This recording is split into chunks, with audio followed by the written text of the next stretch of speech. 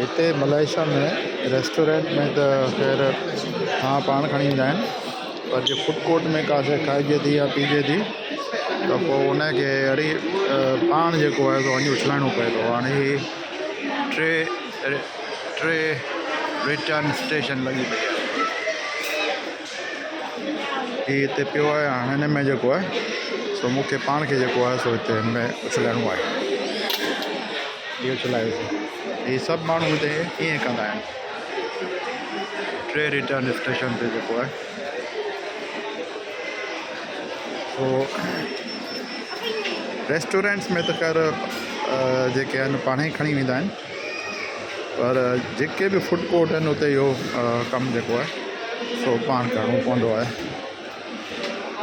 इहो पाण वटि त शायदि मूं ॾिठो आहे कराची में त डॉलमेन मॉल आहे जेको, उन में बि हीअं कोन थो थिए।